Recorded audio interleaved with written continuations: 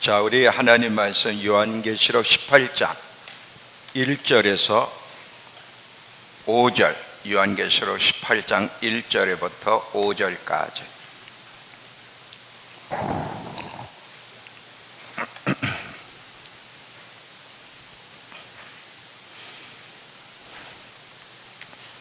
자, 이 제목을 보면 바벨론의 멸망이에요. 자, 이 일 후에 다른 천사가 하늘에서 내려오는 것을 보니 큰 권세를 가졌는데 그 영광으로 땅이 환하여지더라. 심찬 음성으로 외쳐 이르되 무너졌도다 무너졌도다 큰 성 바벨론이여, 귀신의 처소와 각종 더러운 용이 모이는 것과 각종 더럽고 가증한 새들이 모이는 곳이 되었도다. 그 음행의 진노의 포도주로 말미암아 만국이 무너졌으며 또 땅의 왕들이 그와 더불어 음행하였으며 땅의 상인들도 그 사치 세력으로 치부하였도다 하더라. 또 내가 들으니 하늘로부터 다른 음성이 나서 이르되 내 백성아 거기서 나와 그 죄에 참여하지 말고 그가 받을 재앙들을 받지 말라. 그의 죄는 하늘에 사무쳤으며 하나님은 그의 불의한 일을 기억하신지라. 아멘. 자, 오늘 제목이 뭐냐면 우리 안에 녹아져 있는 인본주의 사상을 점검하자. 자, 이것이 무슨 이야기인지 잘 들어보세요. 이 마지막 때 하나님은 하나님을 대적하는 그것이 무엇이든 사람이든 체제든 사상이든 하나님을 대적하는 모든 것들에 대해서 하나님이 곧 심판하실 건데 그것이 요한계시록의 이야기예요. 특별히 계시록 18장의 이야기예요. 이 계시록 18장은 바벨론의 패망이라는 제목으로 시작이 되는데 이 바벨론은 지금 어디냐면 이라크 쪽인데, 그러면 이라크, 이란 이쪽이 다 패망으로 끝난다는 얘기냐? 물론 아니에요. 이 바벨론이라고 하는 것은 어떤 상징적인 말씀이냐? 하나님을 대적하는 그런 어떤 세력에 대해서 이야기하는데, 저는 이 말씀을 이렇게 시작을 합니다. 하나님을 대적하는 인본주의 시스템, 세계 경제 시스템, 하나님을 대적하는 이 세상 나라를 하나님이 곧 심판하실 거라는 사실을 여러분들이 기억하셔야 됩니다. 자, 이 오늘 제목이 우리 안에 녹아져 있는 인본주의 사상을 점검하자. 왜 이것이 중요하냐면 지금 오늘 제가 결론을 이야기하고 시작하죠. 이 인본주의 시스템, 하나님을 대적하는 이 세상 나라를, 이 땅을 하나님이 심판하시고 이제 하나님이 통치하는 세계, 하나님의 나라가 이 땅에 임하게 할 건데, 문제는 우리 그리스도인들 그리고 교회 안에 인본주의 사상의 침투에 들어와서 자리를 잡고 있다는 사실이에요. 이 인본주의 사상이 지금 진리 행세를 하며 교회에서 설교 가운데 나오고 있고요, 많은 그리스도인들 가운데 인본주의 사상에 붙잡혀 살아가지 않는 사람이 얼마나 될까? 오늘 하나님이 저와 여러분에게 뭐를 깨닫길 원하시냐? 얼마나 강력한 인본주의 사상이 우리를 붙잡고서 우리로 하여금 살아가게 하는지를 분명하게 여러분들이 이해하기를 원하십니다.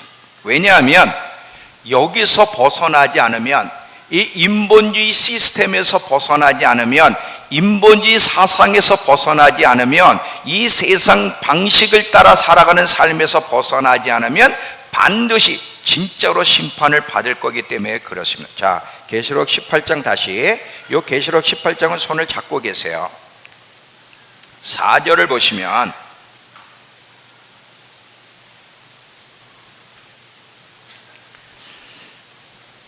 (4절엔) 또 내가 들으니 하늘로부터 다른 음성이 나서 이르되 내 백성아 거기서, 인본주의에서 하나님을 대적하는 이 세상 시스템에서 나와 그 죄에 참여하지 말고 그가 받을 재앙들을 받지 마라. 왜 여기서 나와야 되느냐면 안 나오면 똑같이 하나님의 백성들도 심판을 받을 거기 때문에 그렇습니다.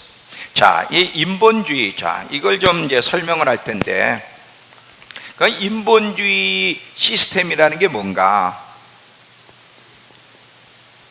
자, 인본주의와 신본주의의 차이점에 대해서 여러분들이 좀 이해를 하셔야 돼요. 자,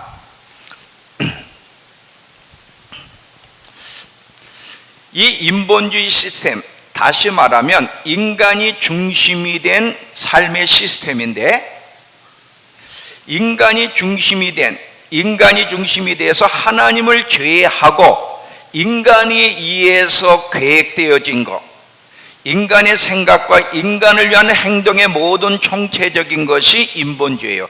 인간 중심이라는 얘기죠. 신본주의는 하나님을 중심으로 하는 삶의 시스템을 얘기해요. 모든 것이 하나님의 뜻 안에서 하나님의 계획 가운데 인간이 따라가는 것을 신본주의라고 한다면, 인본주의는 하나님을 제외하고 인간에 의해서 계획된, 인간을 위해서 살아가는 모든 삶의 시스템이 인본주의예요. 이 인본주의 삶은 반드시 하나님이 무너뜨리고 심판하시는데, 혹시 여러분 어디에서 이것이 있었는지 아세요? 구약에서 바벨탑 사건이에요.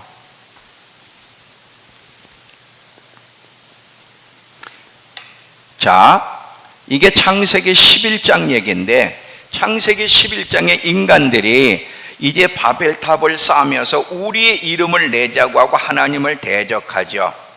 이 하나님을 대적하는 인간들의 모든 그 방식에 대해서 하나님이 심판하셨던 것을 우리가 보게 됩니다. 그런데 이때만이 아니라 지금도 계속해서 인간들은 이 바벨탑을 쌓고 있고, 이 인간들이 쌓고 있는 바벨탑을 곧 하나님이 무너뜨릴 거라는 사실을 기억하셔야 됩니다. 제가 아까 그랬죠. 이 인본주의 사상은 세상에만 있는 게 아니라 우리 그리스도인들 교회 안에까지 침투해 들어오고 있는데, 잘 들어봐요. 어디까지? 이 인본주의는 육적인 부분에만 침투해 있는 게 아니라 혼적인 부분까지도 침투해 들어오고 있는데, 이 혼적인 부분에 있어서 어떻게 인본주의 사상의 시스템이 나오는지는 다음 시간에 얘기할 겁니다. 왜냐하면 이 혼적인 부분까지 얘기하면 시간이 많이 걸리기 때문에 이 육적인 부분까지만 제가 언급을 하도록 하겠습니다. 자, 이 인본주의 시스템이 교회 안에 들어와서 진리 행세를 함으로 말미암아 설교 가운데도 인본주의 설교가 나오고 있고요, 교회 운영에 있어서도 인본주의 사상을 가지고 교회를 운영하고 있고 부흥시키고 있고요, 그리고 그리스도인의 삶 속에는요, 이 생각 가운데 얼마나 많은 인본주의 사고방식을 가지고 있는지를 아셔야 돼요. 왜 이것이 무섭고 하나님의 무너뜨리느냐면, 인본주의 사상 속에서 신앙생활을 하게 되면 하나님이 우리의 인생의 중심, 목적이 되지 못하고 항상 하나님은 우리 삶의 변두리로 밀려나고 수단이 되기 때문에 그렇습니다. 하나님은 우리의 중심이시고 우리 인생의 목적이지 그분은 수단이 될 수 없고요, 그분은 우리 삶의 주변으로 밀려날 수 있는 분이 아니란 사실을 기억하셔야 돼요. 자, 이 세상 사람들이 지금 살아가는 삶의 목적이 뭐예요? 자기 자신이에요. 자기 자신의 번영, 행복, 만족, 더 나은 삶, 자기가 꿈꾸고자 하는 욕망을 이루는 것이 이 세상 사람들이 살아가는 삶의 목적이고 방식이에요. 그런데 신앙 안에서 분명히 예수를 믿고 거듭났음에도 불구하고 많은 그리스도인들이 신앙생활하며 살아가는 목적이 하나님이 아니라는 거 아세요? 자, 우린요 사단에게만 속고 있는 게 아니에요. 우리가 우리를 얼마든지 속일 수 있다, 이게 자기 기만의 위험성인데, 얼마나 많은 사람들이 진리를 올바로 알지 못하면 하나님이 우리에게 조명해 주시지 않으면 어떻게 우리가 속고 신앙생활할 수 있는, 특별히 자기에게 속을 수 있는지를 아셔야 돼요. 제가 증평이라는 광야 땅에 지금 32년째인데 이 증평에 와서 제가 많은 것을 깨달았는데, 그 중에 하나가 뭐냐면 하나님이 제 속에 있는 인본주의 사상, 이 세상의 때를 보여주시고 베끼는 작업을 30년 동안 하셨어요. 제가 목회를 하면서 제 나름대로 하나님을 위해서 증평 땅에 내려왔고, 그리고 저는 이제 목사가 됐으니까 하나님의 영광을 위해서 살아가는 사람이 되겠다고 결단했는데, 내 머릿속에 교회를 부흥시키고 싶은 그 생각이라든지 살아가는 삶의 모든 그 모습 가운데는 얼마나 세속적인 성공관, 인본주의 사상에 찌들어 가지고 인본주의 사상에 이끌려서 신앙생활을 하고 있는지 처음에 몰랐어요. 제가 이 광야 땅에 와서 하나님의 광야 속에서 저를 벌거벗기고 제 모습을 보여줬기 때문에 깨달았지, 하나님이 조명해 주시지 않으면 우리는 우리 자신을 모릅니다. 어떻게 착각에 빠지냐면, 잘 보세요. 우리 예수 믿는 사람이잖아요. 사역자가의 목적이 뭐야? 하나님 영광을 위해서예요. 성도들이 살아가는 목적이 뭐예요? 하나님의 영광을 위해서예요. 근데 그게 거짓말이라는 거예요, 실제는. 자, 만약에 여러분 신앙생활하면서 하나님을 이용하며 신앙생활합니까? 그러면 아닙니다. 그래. 누가 하나님을 이용하고 싶은 사람이 어디 있어요? 그리고 나는 하나님을 이용하고 있습니다라고 말하는 사람은 없어. 의도적이지 않을진 모르지만 분명히 하나님의 영광을 위해서 우리는 존재합니다라고 이야기하지만, 실제는 하나님을 수단으로, 그리고 자기의 욕망을 위해서 하나님을 이용하고 있다는 사실을 여러분이 깨달으셔야 돼요. 이게 제가 깨달은 거예요. 자, 함께 나누겠습니다. 자, 어떻게 우리가 하나님을 믿으면서, 말은 하나님이 우리의 삶의 목적이라고 하지만 수단으로 하나님이 전락되고 우리의 인간의 안락과 평안함과 행복을 위해서 하나님을 의도적이진 않을지 모르지만 이용하고 있는 예를 제가 몇 가지를 들어보겠습니다. 자, 먼저 좀 인본주의 얘기를 하고 그 다음에 계시록 18장으로 다시 돌아가요. 자, 사사기 피지 마세요, 기니까 17장에서 19장을 보면 세 등장인물이 나와요. 하나는 미가라고 하는 사람, 에브라임의 산지 사람 미가가 나오고요, 거기에 떠돌아다니다가 그 집 제사장이 된 청년 제사장이 나오고요, 단지파가 나옵니다. 이 세 등장인물들이 나오는데, 자, 이 부분에 대해서 이 세 인물 똑같이 하나님이 자기들의 삶의 목적이 아니라 어떻게 자기들의 욕망과 편안함과 안락을 위해서 하나님의 이름을 이용해 먹고 있는지를 이야기하겠습니다. 제가 그랬죠, 이들은 의도적으로 나는 하나님을 이용해 먹습니다라고 말을 안 한다고. 근데 삶이 그렇다는 거예요. 자, 보세요. 먼저 미가를 이야기할게요. 이 에브라임 산지 사람 미가라고 하는 사람이 있을 때는 사사시대예요. 왕이 없는, 하나님을 경외하는 왕이 없는 시대. 그래서 자기 소견에 오른 대로 자기 멋대로 사는 시대가 사사시대고 참 어두운 시대죠. 지금 미가라고 하는 사람을 잘 보면요, 이 사람이 지금 자기 집에다 신당을 세워놓고 하나님께 예배를 드리는 거예요. 그런데 여러분, 하나님 앞에 예배를 드릴 때는 하나님이 정해 놓은 곳에 가서 제사장에게 예물을 드리면서 하나님 앞에 제사를 드리고 예배를 드려야 돼. 이게 하나님이 세우신 뜻이고 법칙이에요. 근데 미가는 믿음의 행위로 성전을 본따 자기 집에다가 조그맣게 신당을 세워놓고, 그리고 드라빔이나 에봇이라고 하는 이 우상단지, 우상을 놓고서 하나님께 예배를 드리고 있는 것을 보게 돼요. 나중에 읽어보세요. 근데 예배를 드리는데 이렇게 하는 목적이 뭐냐면, 이렇게 하면 하나님이 자기에게 복 주실 거라고 생각하면서 예배를 드리는데 방식도 모든 게 다 틀린 거죠. 자, 사사기 가보세요. 사사기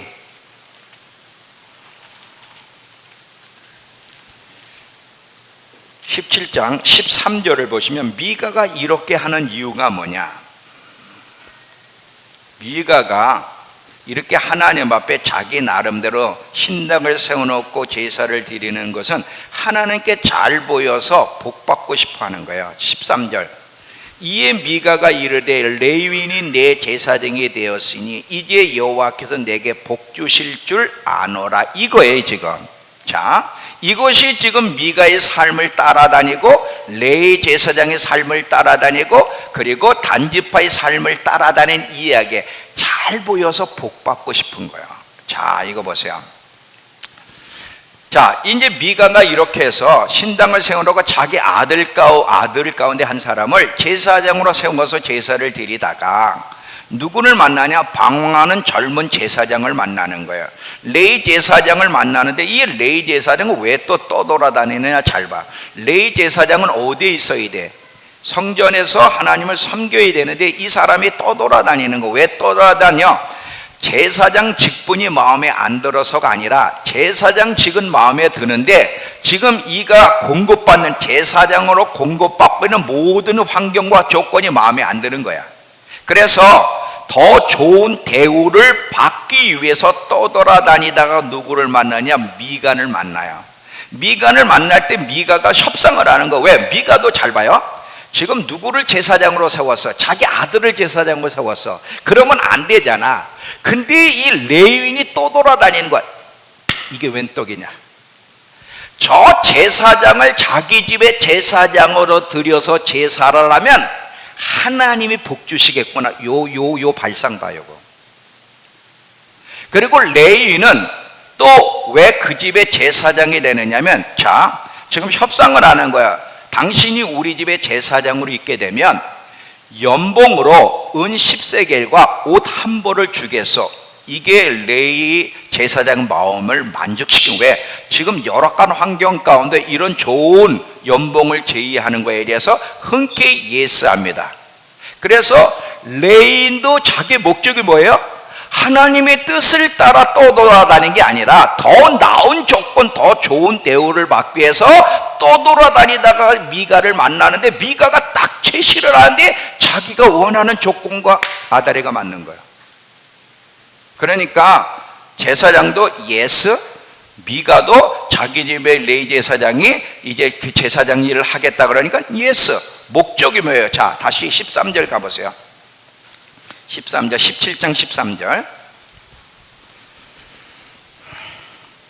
이에 미가가 이르되 레인이 내 제사장이 되었으니 이제 여호와께서 내게 복 주실 줄 아노라. 이 두 사람은요, 하나님의 뜻에는 관심이 없어. 하나님의 뜻이 뭐냐는 관심이 없고 그저 복 받고 싶은 거야, 잘 되고 싶은 거야, 편안하고 싶은 거야, 성공하고 싶은 거야. 그냥 그게 목적이야. 그래서 자신들이 원하는 것을 얻기 위해서 의도적이진 않지만 하나님의 이름을 팔아먹고 있다는 사실을 기억하셔야 돼요. 이것이 이 사사시대의 모습이고 이것이 배도의 모습이고 이것은 진정한 기독교의 모습이 아니란 사실을 기억하셔야 돼요. 여러분, 기독교는요, 하나님의 뜻이 우리의 생명보다 중요하고요, 하나님의 뜻이 우리의 행복과 안락과 편안함보다 중요하고요, 하나님의 뜻을 위해서라면 목숨도 내놓을 수 있어야 이게 진짜 기독교고요, 이게 전통을 따라가는 참 사람의 모습이에요. 아멘이 안 나오죠? 어려운 얘기를 할 때는 아멘이 안 나오고요, 복 받는 얘기를 하면요 속에서부터 우렁찬 아멘 소리가 나와요. 저는 아멘 소리를 안 받아도 돼요. 자,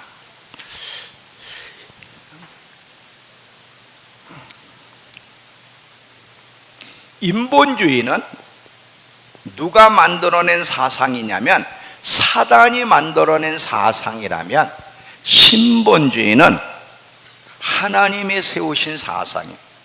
인본주의에서의 목표는 너도 신이 될 수 있다, 너도 하나님이 될 수 있어, 너 잘 돼야 돼, 이것이 인본주의 중심이라면, 신본주의 중심은 하나님의 영광을 위해서 인간이 존재해. 인본주의에서는요 하나님이 인간을 위해서 존재하는 거야. 서로가 다릅니다. 근데 이 인본주의, 너도 하나님이 될 수 있어, 이거 누가 유혹을 했죠?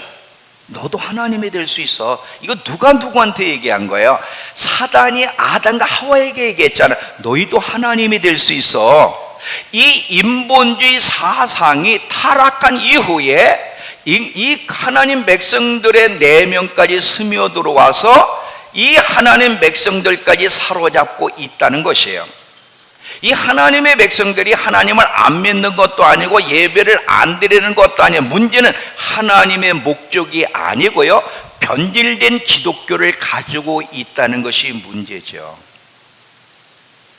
이해되세요? 자, 또 단지파로 갈게요. 이걸 여러분 잘 이해를 하셔야 돼요. 이것을 이해를 해야만 바벨론 패망에서 살아남는 거예요. 제가 이 살아남는다 그럴 때 우리 아들이 이 설교하면서 제가 깨달은 거 하나가 있어. 뭐냐면, 저도 이 6번째 설교 책을 쓰는데 제목이 뭐냐면 마지막 때를 잘 준비하는 지침서라는 제목으로 이 6번째 책을 쓰는데, 이 살아남기라는 말이 참 맞질 않아. 살아남기, 마지막 때는 살아남기 위해서 몸부림치는 게 아니라, 우리 아들 설교를 딱 들으면서 제가 공감하는 게, 마지막 때는 단장하기 위해서 준비하는 시간이다. 단장, 신부로 단장하는.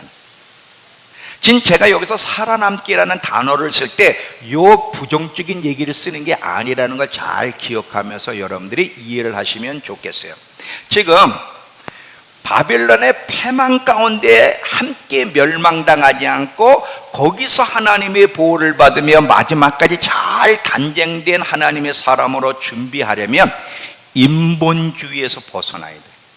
인본주의 시스템에서 벗어나지 않는 사람은, 그가 누구든, 나라든 사사기든 사람이든 그가 누구든 반드시 하나님의 심판 속에 벗어날 수 없다는 사실. 그래서 뭐라 그래? 내 백성아, 거기서 나오라고 하나님이 명령하시는 거예요.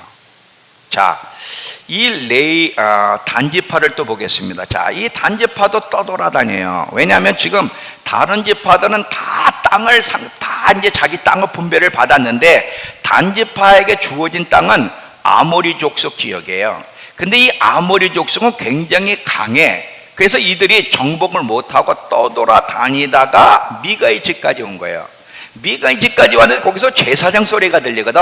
그러니까 제사장에게 이제 충고를 받습니다. 의논하는 거, 어떻게 했으면 좋겠냐. 우리가 아직도 이 단지파가 땅을 지금 밭이 분배를 못 받아가지고 지금 방황하고 있는데 어떻게 좋습니까 하고 의견을 내놨더니 이 제사장이 뭐라고 답을 주느냐면, 라이스 족속을 치라는 얘기를 해줘요. 왜냐하면 이 라이스 족속은 방어 능력이 없는 가운데 평안히 살고 있는 조그만 족속인데, 여기를 치라고 제의를 해서 그 제의를 받아들여서 라이스 족속을 침공하여 거기를 이제 점령합니다.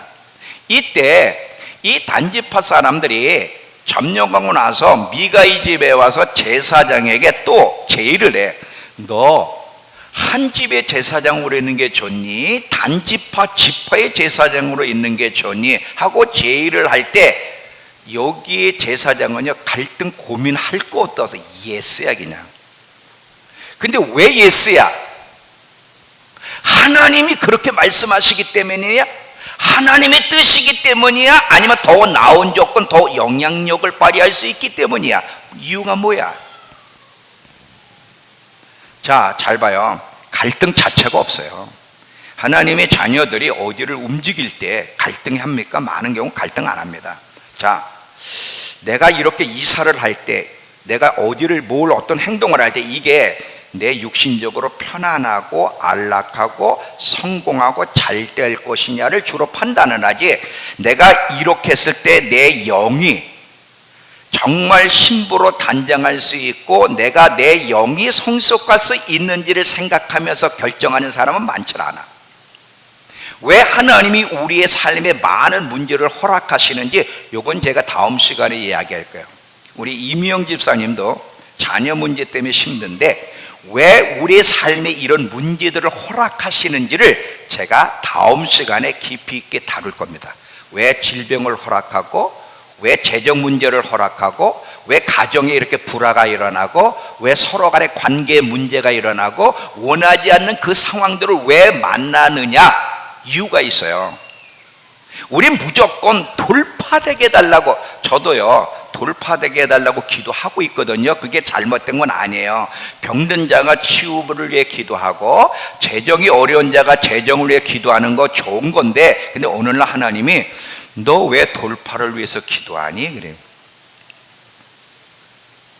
그리고 우리 사실 돌파 하는데 돌파가 안 되잖아. 돌파가 되면 좋은데 돌파가 참 안 돼. 이유가 뭔지 아세요? 다음 주를 기대하시라. 하나님이 저를 고쳐준 거, 생각을 고쳐준 거, 그거를 오늘 조금 이야기하고 다음 시간에 좀 더 깊이 있게 얘기할게요. 자, 보세요. 지금 레위 제사장도 단지파의 그 초청에 예스야. 왜? 단지파의 제사장이면 그 영향력이 얼마나 큽니까? 그리고 얼마나 더 나은 환경을 가질 수 있어요? 또 단지파도 왜 초청을 했어? 지금 만약에 단지파도 이 제사장을 자기 지파의 제사장으로 삼으면 이거 안 되잖아. 제사장은 어느 지파의 제사장이 될 수가 없거든. 그 나라의 제사장이 돼야 되는데 이 단지파도 좀 생각이 없는 거예요. 하나님의 뜻이 관심이 없어. 그냥 자기 지파의 제사장으로 이 사람을 삼으면 하나님이 함께 해주시고 도와줄 거라는 기대 때문에 제사장을 자기 지파의 제사장으로 삼는다는 사실이에요. 이 세 부류가요, 공통점이 뭐예요? 자기 자신이에요. 하나님을 위해 우리 자신을 온전히 내려놓고 헌신하고 하나님을 알아가고 하나님을 기쁘게 하는 삶엔 관심이 없고 그저 자기의 편안함, 안락, 행복, 성공을 위해서 하나님을 의도적이진 않지만 이용하고 있다는 사실을 여러분 기억하셔야 됩니다. 우린요, 의도적이진 않지만 많은 경우에는 우리가 하나님을 이용하고 있다는 거 아세요? 동의가 안 되시죠? 자, 이게 깨달아져야 돼. 제가 이거를 깨닫고 통곡을 했어, 통곡을. 근데 이게 안 보여. 이건 성령님이 빛을 비춰줘요. 이게 종이 한 장 차이인데 우린 거의 다 많은 경우는 포장을 하고 있어요. 근데 하나님은 중심을 보시기 때문에 우리의 중심을 비춰주시면 내가 내 자신에 속고 있다는 사실을 우린 발견하게 되죠. 자, 이 사사기에 비춰서 오늘 기독교를 보면 오늘날 많은 목회자들, 많은 성도들의 모습은 어때요? 우리 삶 배후에 인본주의가 도사리고 있다는 사실을 우리는 고백할 수밖에 없어요. 많은 목사님들의 소원이 뭐예요? 교회 부흥이에요. 그럼 교회에 부흥하고 싶은 이유가 뭔가? 하나님 영광을 위해서. 저도 그랬어요. 그래서 100명 돌파, 300명 돌파, 600명 돌파 돌파하고 싶어가지고 왜 돌파하고 싶어? 그땐 제가 하나님의 영광을 위해서 하지만 하나님이 내 모습을 보여주고 나니까 하나님의 영광이 아니라 내 야망이 그 속에 꿈틀꿈틀거리고. 왜? 교회가 크면 모든 면에서 편리하거든. 이게 안 보이는 거예요. 자, 질문 하나 할게요. 여러분, 무엇 때문에 지금 힘들어 하시죠? 힘들어하는 이유가 뭐예요? 자, 또 그럼 질문할게요. 여러분은 무엇으로 인해서 기뻐합니까? 많은 경우는요, 원하지 않은 환경 때문에 힘들어하고요, 내가 원하는 환경을 만나면 기뻐하는 게 우리의 모습이에요. 하박국서를 보면 여러분 하박국 3장 뒤에 가면 하박국이 노래하는 게 있어요. 무화과 나무에 열매가 없고 외양간에 송아지가 없어도 난 여호와로 기뻐하리, 구원의 하나님으로 인하여 기뻐하리 그랬어요. 여러분, 지금 여러분이 만약에 재정적인 어려움 때문에, 그래서 너무 육체적으로 불편하고 힘든 것 때문에 낙심한다면 그게 바로 인본주의예요. 그렇다고 도문이 없어야 된다는 얘기가 아니에요. 잘 들어봐요. 우리 안에 뭐가 스며들어 있는지, 어떤 사상이 신본주의가 스며들어 있는지, 인본주의 사상이 들어있는지를 알라고 하는 거예요. 지금 돈 버는 게 잘못됐다는 것도 아니고 편리하고 안락하게 사는 자체가 잘못됐다는 게 아니에요. 잘 들어봐요. 지금 많은 사람들이 힘들어하고 낙심하고 괴로워하는 것이 뭐냐면 내 영이 죽어가고 있기 때문에 하나님으로 기뻐해야 되는데 하나님을 기뻐하지 않고 첫사랑을 잃어버린 것 때문에 지금 힘들어하는 게 아니라 영은 죽어가고 있는데도 육신적으로 사업이 안 되는 것 때문에, 원하는 환경이 벌어지지 않는 것 때문에, 돈 회전이 안 되는 것 때문에, 그것 때문에 힘들어하는 거예요. 이게 인본주의예요.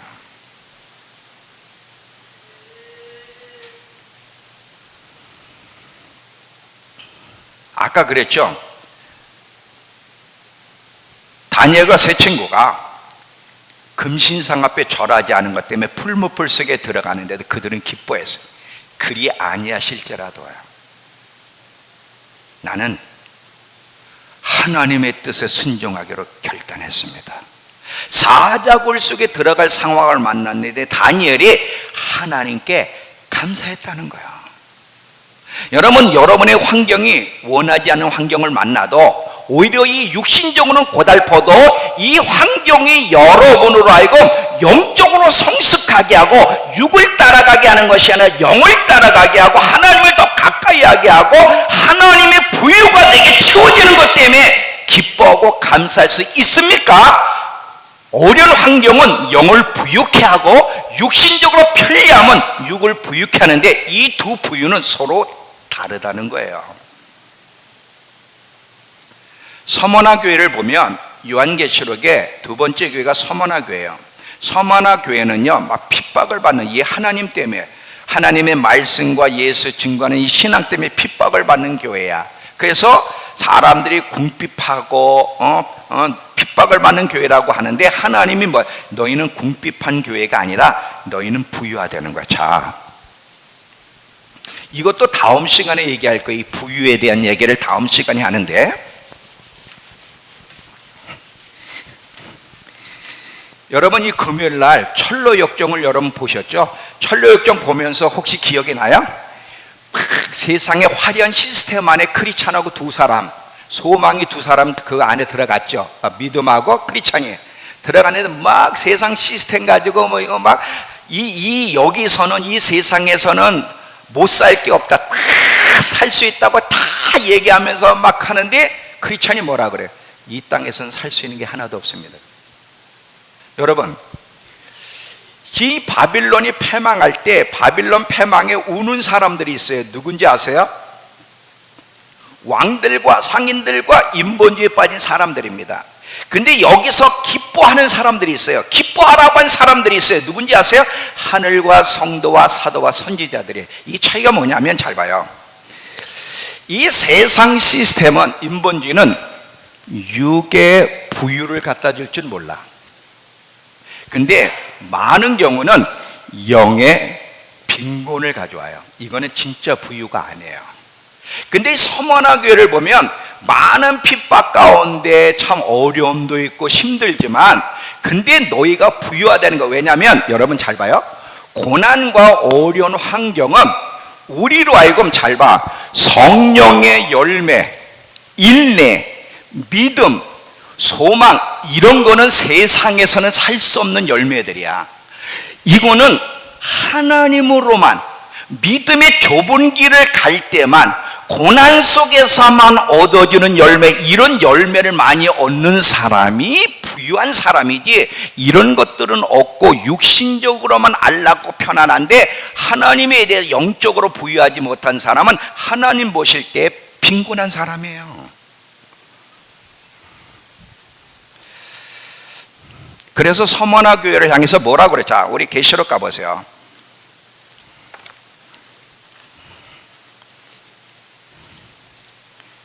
계시록 2장 8절에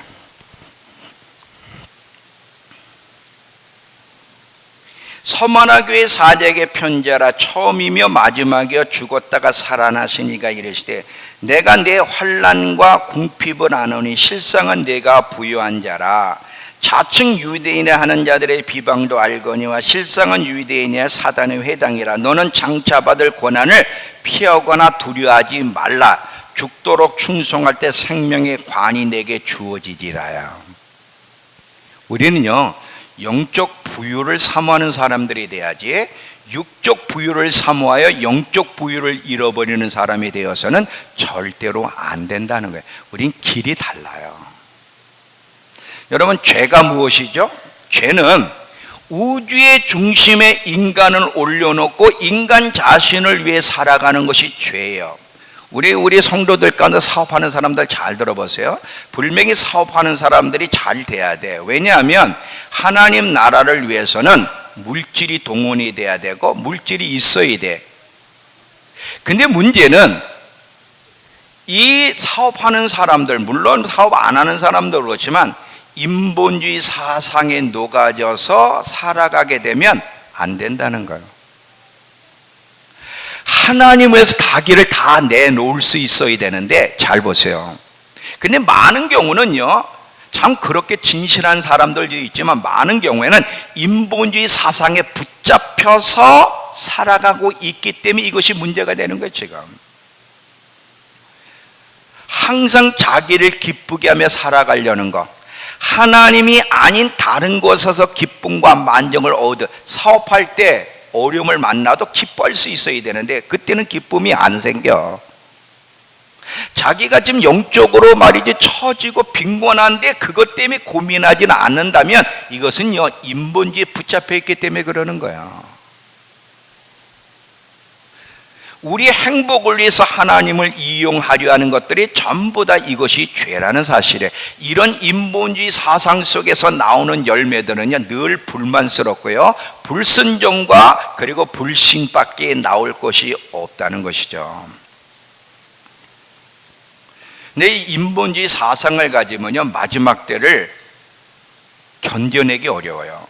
마지막 때 견딜 수 있는 사단의 적그리스도의 어떤 핍박 앞에서도 굴하지 않고 이길 수 있는 자가 어떤 사람인지 한번 보겠습니다. 계시록 12장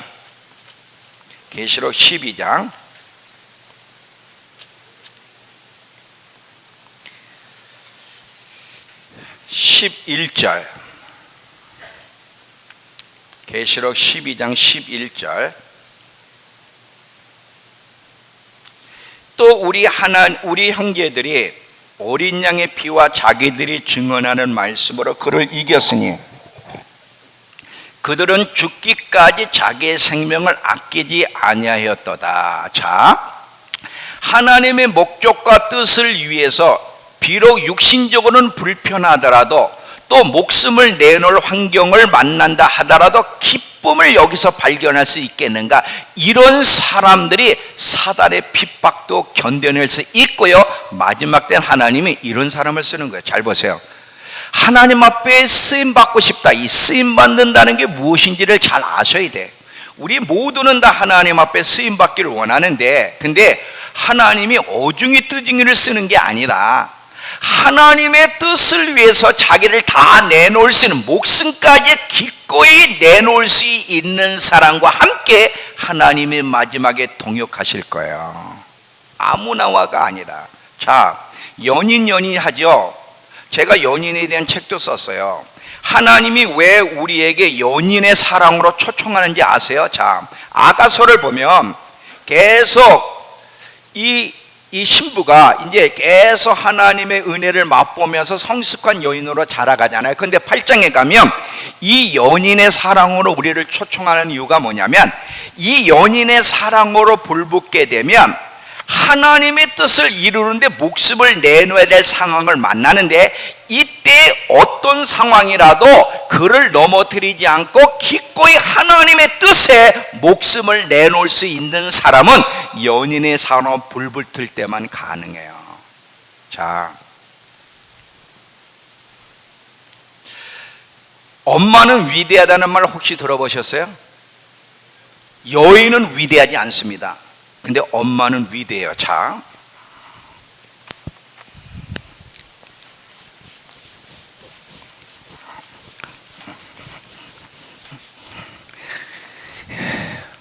엄마는 위대하다. 민정아, 여인이 위대하다는 말을 한 게 아니야. 엄마가 되면 위대해져. 왜? 사랑 때문에 그래. 사랑 때문에. 이 엄마가 딱 돼서 자식을 갖게 되면 이 자식을 위해 목숨을 내놓을 수 있는 사랑이 엄마에게는 일어나요. 물론 요즘은요, 요즘 젊은 여자들은 막 자식을 내팽개치고 도망가기도 하지만 이건 비정상적인 거고, 원래 엄마는 위대해. 사랑 때문에. 자, 사랑 때문에 위대하듯이 하나님의 사랑으로 불붙는 여인이 되면 하나님의 뜻도 사랑하기 때문에 목숨을 기꺼이 내놓을 수가 있어. 그래서 여인의 사랑으로 하나님이 쫓아가는 거. 왜? 마지막 때 넘어지지 않을 수 있는 길이기 때문에.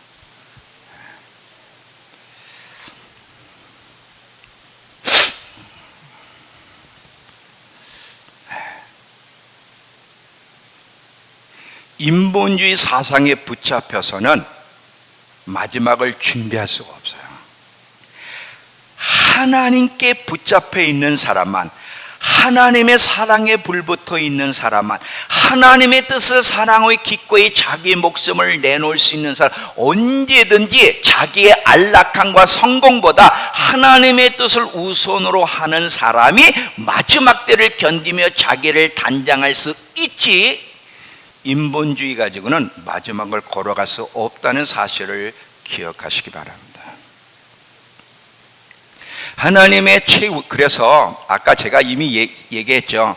많은 하나님이 삶의 문제를 허락하신 이유가 벌써 답을 줬어요. 제가 우리를 성숙하게 강하게 만들어서 그 어떤 홍수에도 넘어지지 않게. 여러분, 철로역정을 반드 집에서 다시 한번 보세요. 안 보신 분들은요 꼭 보시기 바랍니다. 철로역정에서 여러분 그 크리스찬이 큰 짐을 짐을 지고 가는데 막 엎어지기도 하고 넘어지기도 하고 막 유혹도 받다 깨지기도 하고 또 도망 나오기도 하고 하면서 포기하지 않으며 걸어가면 무슨 말을 하는지 기억이 나세요? 근데 이 크리스찬이 많은 경험을 통해서 뭐가 돼? 강한 사람이 되는 거 아시죠? 그 고난이 그를 강하게 성숙하게 만든다는 거예요. 그래서 하나님은, 하나님의 백성들은 고속도로를 허락하지 않고 자갈길, 꼬불꼬불한 좁은 길을 허락하는 이유가 뭐냐? 사랑하는 삶의 방식이, 목적이 다르기 때문에 그러는 거예요. 이 인본주의는요 성도들의 삶에서만 나타나지 않고 메시지에서도 나타나는데, 잘 들어봐요. 이 메시지에 얼마나 많은 인본주의 메시지가 많아요. 근데 많은 사람들이 저 메시지가 신본주의 하나님 입장에서 하는 설교인지 사람의 입장에서 하는 설교인지를 구분을 잘 못해. 자, 예를 하나 드릴게요. 이 신본주의 중심에서 하는 사람의 설교에는 많은 경우 회개를 강조하고요, 죄를 지적하고요, 거룩함을 강조하고요, 순종을 강조하고요, 주님의 재림을 강조하고 하나님의 나라를 강조해요. 근데 여기에서 그러면 이것만이 아니야. 기쁨도 있어. 우리 아들이 그 수요일 날인가 주일 말씀을 전했잖아요. 제가 우리 아들이 말씀을 전하면 항상 제 약한 부분, 저는 이 경외 쪽을 많이 설교하다 보니까 이 좀 사랑 쪽, 제가 이제 그 부분이 약한데 우리 아들은 또 그 부분이 또 강해. 그래서 저도 은혜를 받고 위로를 많이 받고, 우리 아들이 많이 왔으면 좋겠다. 왜? 저 때문에 우리 성도들이 너무 경직돼 있어. 그렇다고 저는 포기할 수가 없거든, 그 설교를.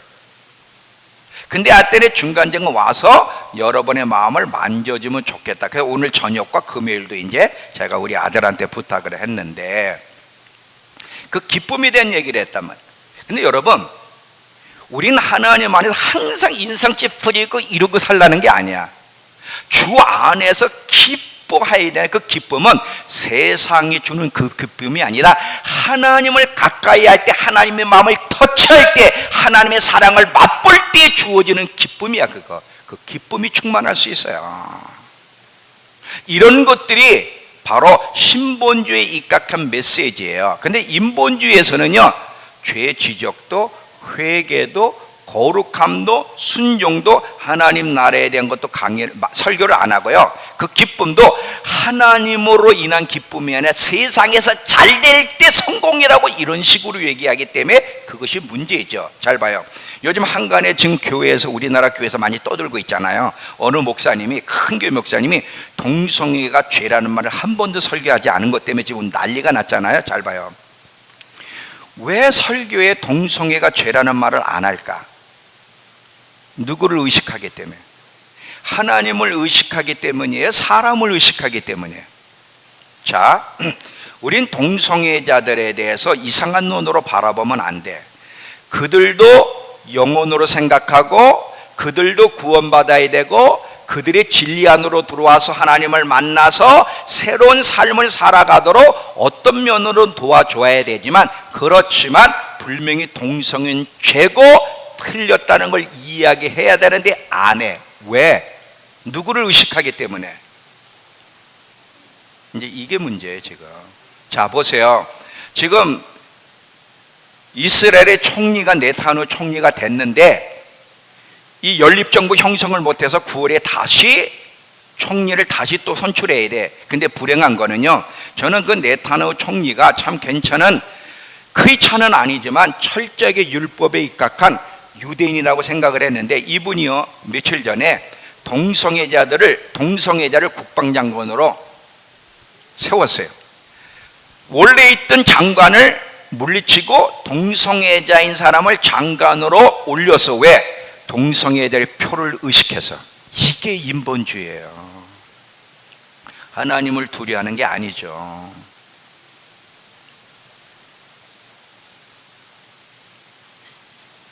이 인본주의에 입각한 분들의 메시지는 주로요, 위로, 축복, 번영, 행복이 주야. 여러분, 위로가 잘못된 것도 아니고요, 행복이 잘못된 것도 아니고요, 번영하는 게 잘못된 것도 아니에요. 근데 이들은요, 죄를 지적하거나 회개를 외치거나 하나님 나라를 외치거나 주님의 이름을 준비해야 된다고 하는 거에 대해서는 거의 언급하지 않는다.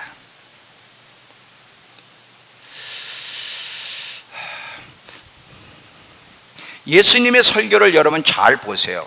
예수님의 설교는 어디에 초점이 맞춰져 있어요? 예수님의 공생의 첫 번째 설교 제목이 뭐라 그랬죠? 회개하라 천국에 가까워왔느니라. 여러분, 산상순이 뭐예요? 하나님 백성들은 어떤 모습을 가지고 있어야 되는, 다 그게 뭐예요? 내면을 얘기하고 거룩함을 얘기하잖아요. 순결함을 얘기해. 절대로 인본주의를 얘기한 적이 예수님이 없어요. 여러분, 부자 청년이 구원받으러 예수님께 달려왔을 때 얼마나 기특해. 부자가 구원받기 위해서 달려왔을 때, 근데 예수님이 딱 보더니 뭐예요? 재산을 다 팔고 가난한 자에게 나눠주고 나를 따르라. 그러면 하늘에서 너희 상이 많을 거다. 여러분, 인본주의에 붙잡힌 목회자가 만약 이런 사람이 달려왔어, 근데 내면에 그걸 봐서 이런 설교할 수 있을까? 이거는요, 신본주의에 붙잡혀 있는, 하나님을 의식하는, 하나님께 사로잡힌 사람만 이런 메시지를 전하지, 인본주의에 붙잡힌 사람은 절대 그런 언급을 할 수가 없어요. 안 되는 거예요. 인본주의에 붙잡혀서 살 것인지 신본주의에 붙잡혀 살 것인지는 우리는 결정을 하셔야 돼요. 왜? 그것이 우리의 미래를 결정할 것이기 때문에. 우리 복음 하는데, 복음은 기쁜 소식인 거예요. 왜 기쁜 소식이냐? 우리의 영혼을 구원할 수 있기 때문인데, 자, 이 복음은요, 복음은 사상도 학문도 아니고 이 세상에서 가장 실질적인 능력, 우리의 삶의 변화를 주는 능력이 복음이에요. 정말 복음을 받아들이게 되면 우선순위도 바뀌고요, 인생의 목적도 바뀌고요, 인격도 바뀌고 모든 면의 변화가 일어납니다. 왜? 하나님의 생명과 본성이 들어오기 때문에. 만약에 복음을 받아들였다고 하는데도 우리의 우선순위의 변화가 없고 인생의 목적의 변화가 없고 인본주의 때문에 회개하는 일이 없다면 그 사람은 진짜 복음을 받아들인 적이 없는 거예요. 복음을 받아들이면 분명히 바뀌어지게 돼 있어요. 이제 계시록 18장으로 돌아갑니다. 지금까지 이 교회 안에 어떻게 인본주의 사상이 침투되어서 설교로 나오고 성도들의 삶에 나오고 있는지, 실제 교회 운영 방식까지 어떻게 새 인본주의 시스템에 의해서 이루어지고 있는지를 제가 이제 설명을 했어요. 이제 계시록 18장으로 나가면서 마무리를 짓게요. 자, 지금까지는 이해가 되세요? 계시록 18장은 바빌론의 멸망에 대한 이야기. 실제 일어날 건데, 이거는 실제 바빌론이라는 나라, 뭐 지금 바빌론이라는 나라는 없지만 이라크를 중심으로 한 그런 나라 멸망에 대한 예고라기보다, 물론 이제 중동에 하나님을 대적하는 나라들은 무너질 거지만 여기서 얘기하는 것은 어떤 것을 주로 얘기하느냐? 인본주의, 세계 경제, 하나님을 대적하는 경제 시스템에 대해서 무너질 거에 대해서 이야기할, 거기서 나오라는 거예요. 아까 그랬잖아요. 여기서 애통하는 사람들 보세요. 계시록 18장. 애통하는 사람들과 기뻐하는 사람들의 차이를 보세요. 자, 18장 9절에 18장 9절, 그와 함께 음행하고 사치하던 땅의 왕들이 그가 불타는 연기를 보고 울고 가슴을 치며 그의 고통을 무서워하여 멀리 서서 이르되, 화이또다 화이또다 큰 성 견고한 성 바빌론이여, 한 시간에 내 심판이 이르렀다 하리로다. 땅의 상인들이 그를 위하여 울고 애통하는 것은 다시 그들의 상품을 사는 자가 없음이라 하면서 이제 인본주의에 빠진 모든 사람들이 애통하고 있어요. 자, 어디로 가시냐면 이번에는 20절로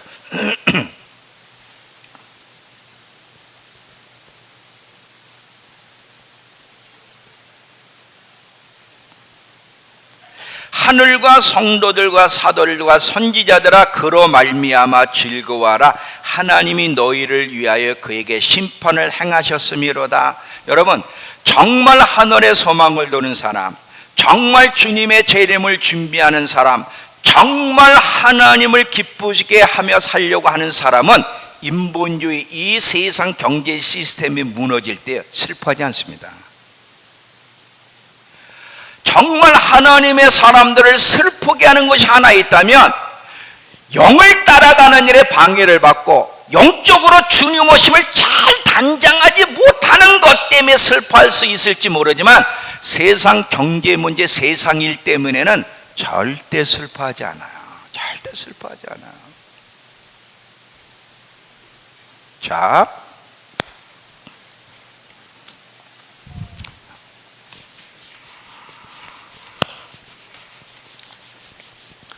우리 자연이가 어디 갔지? 자연이가,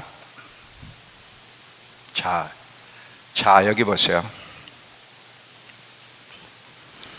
사람에겐 육과 영이 있는데, 육을 쫓아가는 사람은 주로 인본주의에 붙잡혀 있는 사람이고요, 영혼을 쫓아가는 사람은 신본주의에 붙잡혀 있는 사람이에요. 육과 영은 반대예요. 돈이 많아야 되고 안락하면 육신적으로는 편안해. 근데 영적으로는 단장하기가 어려워. 환난을 허락하신 목적 중에 하나가 뭐냐? 우리를 신부로 잘 정금까지 단장하기 위해서 환난을 허락하신 거예요.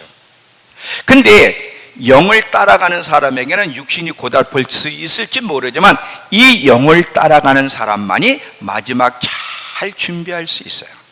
지금 여러분, 우리나라 잘 보세요. 대한민국 경제가 어렵습니다. 지금 경제가 다 죽었잖아요.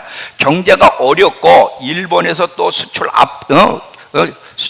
압박이 오지, 뭐 상황이 어려워. 이렇게 되면 그리스도인들은 보통 어떻게 하죠? 기도를 해요. 자, 여러분도 기도하잖아요. 근데 기도할 때 무슨 내용을 기도해요? 하나님, 대한민국의 경제를 회복시켜 주시고 대한민국을 이 주변 국가의 압박으로 벗어나게 하시고, 이런 기도를 한단 말이죠. 자, 나쁜 거는 아니에요. 근데 잘 보세요. 많은 경우 우리가 이 기도하는 내용들을 잘 보면요, 인본주의적인 기도를 해요. 한 번은 제가 하나님 앞에, 하나님, 대한민국이 지금 일본에게도 압박을 받고 지금 우겨쌈을 당하고 경제적으로 어렵습니다. 하나님, 이 나라를 회복시켜 주십시오 하는데, 너 왜 회복시켜 달라고 기도하니? 그래. 자, 잘 들어봐요. 요 얘기를 제가 하고 마칠게요. 만약에 대한민국이 경제가 어렵고 여러 가지 상황이 어려워. 근데 이것이 하나님의 뜻이고, 이 과정, 이 어려운 고난의 과정을 통해서 대한민국 한국교회를 새롭게 하고 대한민국 땅 안에 하나님의 나라를 실현시키기 위해서 하나님이 허락하는 거라면 이게 좋은 겁니까? 나쁜 겁니까? 기뻐해야 될 거예요? 슬퍼해야 될 일이에요? 자, 우리 성도들 가운데 재정의 압박 때문에 막 돌파해야 되려고 기도하는 성도들이 많아요. 저도 기도를 합니다. 저에게도 저희 가정 안에도 돌파가 필요한 부분이 있고 우리 성도들 안에도 돌파가 필요한 부분이 있는데 돌파하게 해달라고 기도를 하는데 이게 개인적으로든 가정적으로든 나라적으로도 해당이 되는데 경제적으로 어려워 육체는 고달프고 힘든데 이 가정이 영적으로 우리를 단장시키고 오히려 성숙시키고 오히려 우리 안에 있는 독소 찌꺼기를 끄집어내는 하나님이 사용하시는 기회라면 기뻐하며 감당해야 됩니까? 거부해야 됩니까? 기뻐하고 감당해야 돼. 하나님은요, 잘 보아요. 우리가 어느 때는 하나님이 고난을 주실 때는 이유가 있는 거예요. 근데 우리는 몸이 아프면 딱 무슨 기도해? 하나님이여 내 병을 고쳐, 이렇게 시작을 해. 경제가 회복되게 해주시고 우리 집안의 문제를 해결하게 해달라고 물론 기도해야 되는데 근데 이렇게 기도를 해야 돼. 하나님, 내가 육신적으로는 고달픈데 먹고 사는 일이 어렵고 여러 가지 육신의 관계도 힘들고 고달픈데 이것이 우리 가정의 내 삶에 하나님의 뜻을 이루는 기회라면 이것이 나를 성숙하게 이것이 이 우리 가정에 우리 교회에 우리 형제들 안에 하나님의 성품을 만들어가는 기회가 된다면 아멘! 그렇게 하옵소서. 이래야 되는데 하나님 이 문제 치워달라는 거. 왜 나를 이렇게 어렵게 만드느냐는 거지. 저 사람은 저렇게 편한데 저 사람에게는 아무 문제가 없는데 왜 나는 기도해도 재정이 안 풀어지고 왜 저 사람은 쉽게 저렇게 길을 열어주시냐는 거지. 이건 제가 다음 시간에 좀 깊이 있게 얘기한다 그랬어요. 지금 하나님은 대한민국을 다루고 계세요. 대한민국은. 이 대한민국은 하나님이 선택한 나라예요. 누구도 무너뜨릴 수 없어요. 이 시작부터 이승만 대통령이 시작할 때부터 하나님께 기도함으로 시작한 나라가 대한민국이에요.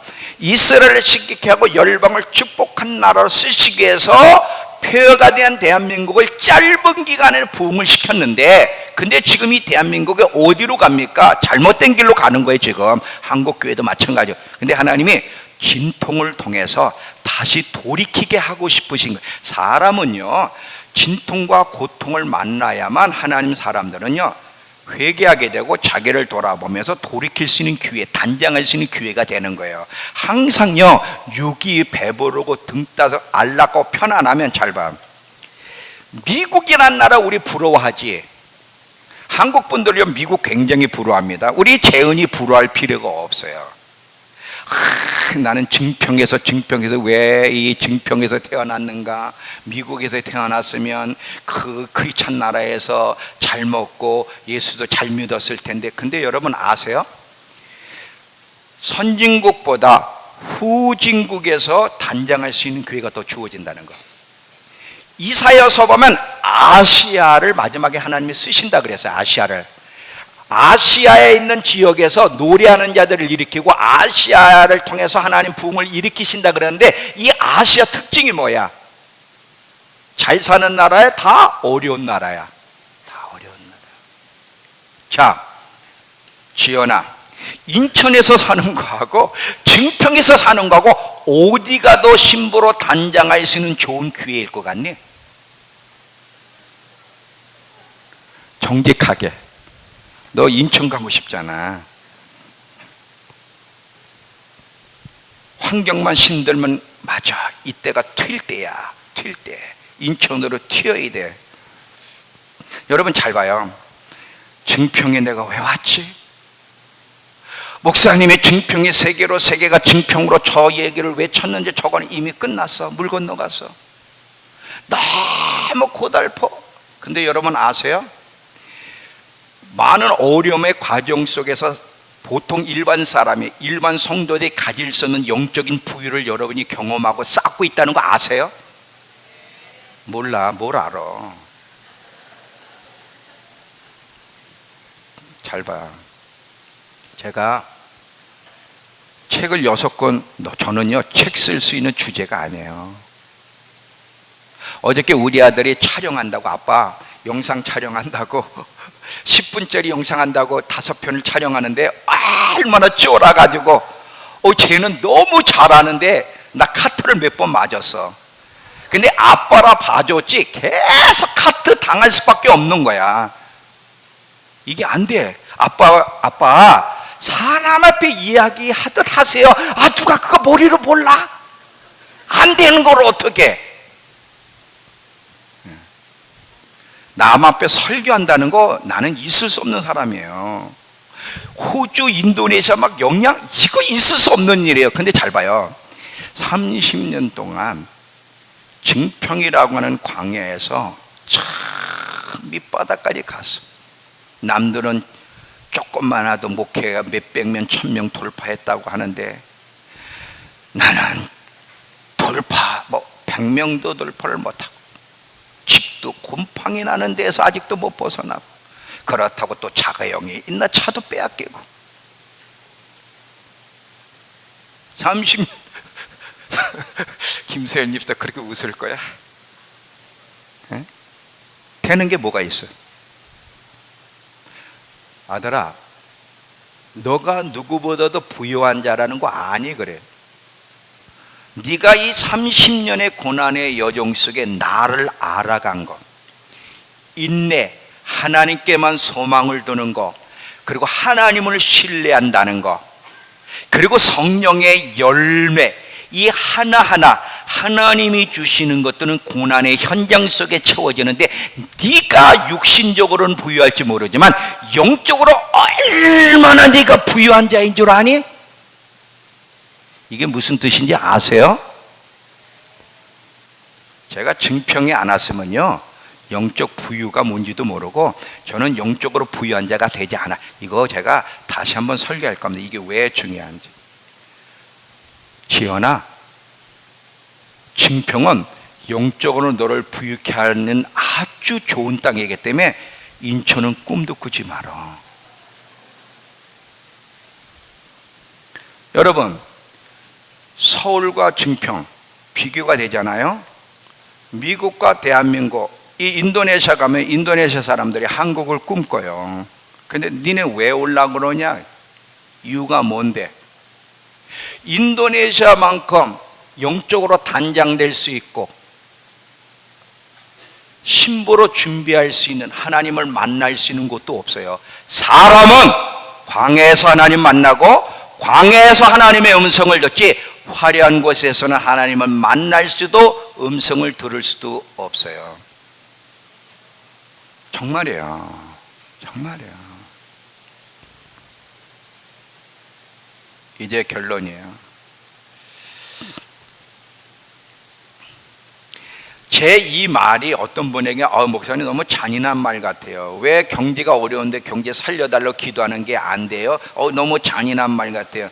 아니요, 제가 잔인한 말이 아니라 여러분이 제 말뜻을 이해하지 못해서 그렇고 여러분이 인본주의에 붙잡혀 있기 때문에 잔인하게 들리는 거예요. 항상 인본주의에 붙잡힌 사람은요 자기 안전 편안함이 우선이고요, 항상 육에 초점이 맞춰 있고요, 이 땅이 우선이에요. 그러나 하나님께 붙잡혀 있는 사람은 항상 영원한 세계가 우선이고 하나님의 영광이 우선이고 늘 영의 초점이 맞춰져 있어요. 히브리서 11장의 믿음의 사람들은 한순간도 이 땅에 마음을 두지 않고 나그네로, 자기네를 나그네로 칭하면서 늘 천성을 향해 순례의 가는 것을 기뻐하였고 하나님은 그들의 하나님이라고 칭함을 기뻐했다고 성경은 이야기하고 있습니다. 여러분, 제가 오늘 이 설교가 내가 예수를 믿지만 인본주의에 붙잡혀서 살아가고 있었네라고 발견되어지면 참 좋겠는데 얼마나 여러분이 깨달았는지 모르겠어요. 30년 동안 하나님은 저에게, 제 내면 속에 어떻게 인본주의가 저를 사로잡고 있었고 여기서 끄집어내 주시는 시간이 30년의 여정이었어요. 그래서 고난이 유익이 된다는 거, 이미영 집사님 잘 들으세요.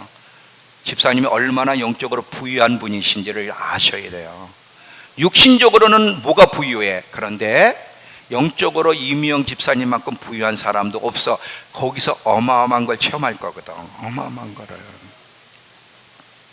그러니까 생각이 달라. 신본주의에 붙잡혀 있는 사람은 고난을 고난으로 보지 않고 여기서 영적인 부유를 얻어내지만, 인본주의에 빠진 사람은요 그냥 몸이 불편하면 싫은 거예요. 몸이 불편하면. 인본주의 가지고는 마지막 여정을 걸어갈 수 없는데, 어떻게 우리에게 인본주의 사상이 우리에 녹아져서 우리를 지배하고 있는지 이것을 발견하고 싸워서 계속 마지막 여정을 잘 준비할 수 있는 저와 여러분들에게 축원합니다. 기도합시다.